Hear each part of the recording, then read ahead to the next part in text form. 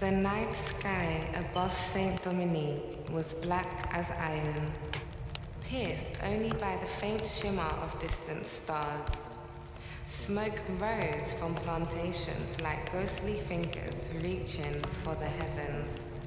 Fires flickered, low and scattered, signs of a people awakening from centuries of chains. I followed Miss Ellerine through the dense cane fields, the soil beneath our feet still warm from the sun's retreat. Every step carried history, a history of fear, courage, and the impossible determination of a people who refuse to remain invisible. They think, Ellerine whispered, that slavery breaks spirit, but spirit, it deeper than chains, it deeper than death. We stopped atop a ridge overlooking a valley. Below, the plantation stretched like scars across the earth, orderly and oppressive. But in the shadows, hidden in forests, mountains, and villages, another force moved, the Maroons, the escaped, the rebel generals. They planned, Ellerine said, every move with ancestors in mind, every strike, every retreat, every victory, and guided by memory, prayer, and strategy. I saw him then, Toussaint Louverture, not just a man, but a presence, formidable and sharp. His gaze swept over the landscape, calculating, steady. Every gesture was deliberate, every word measured. He met secretly with his generals, Dessalines, Christophe, and Rigaud, in a small wooden cabin hidden by vines and shadows. Maps sprawled across the table, candles flickering. Plan carefully, Toussaint said, his voice low but commanding. The French underestimate us. Our strength is in our people, our knowledge of the land, and the spirits that walk with us. Dessalines leaned forward. The soldiers fear the forest. We know it. They see monsters in the shadows. We will become those monsters. Toussaint nodded. And we will remind them the spirit of the enslaved is unbreakable. We are not fighting just with arms. We fight with minds, with hearts, with our ancestors beside us. I could feel the energy of the room, electric and almost tangible. Fear and courage intertwined. Every decision was life or death. Every choice irreversible. At night, the generals gathered for prayer. Smoke from sacred herbs filled the air. Drums, low and resonant, echoed across the hills. The spirits of ancestors were called upon for protection, guidance, and strategy, Ellerine whispered. Before any battle, the generals consult the spirits. The ancestors give strength, insight, sometimes warning. This ain't superstition, it's survival.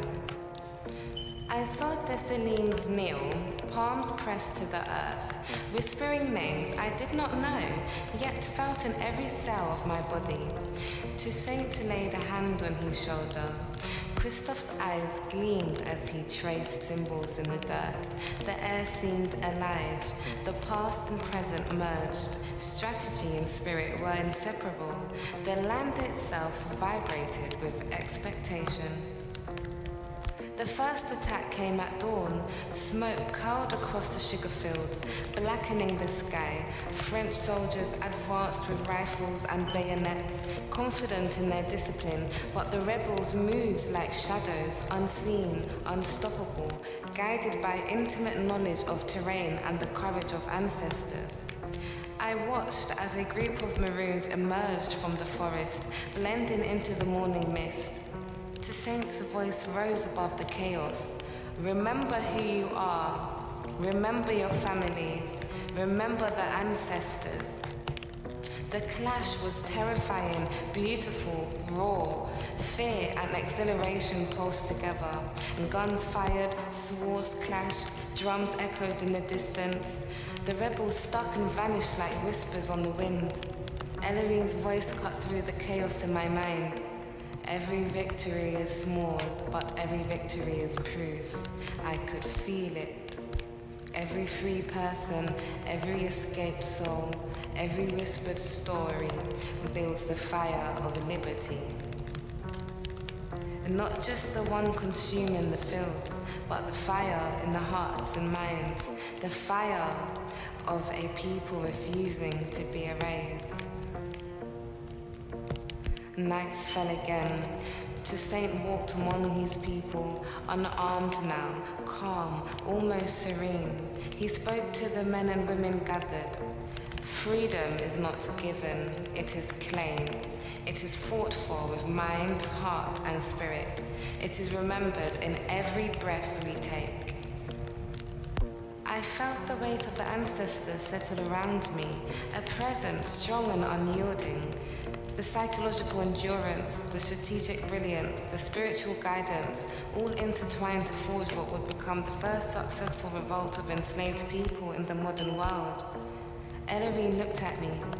The Haitian Revolution ain't just history, it blueprint. It proved that courage, spirit, and unity overcome the impossible.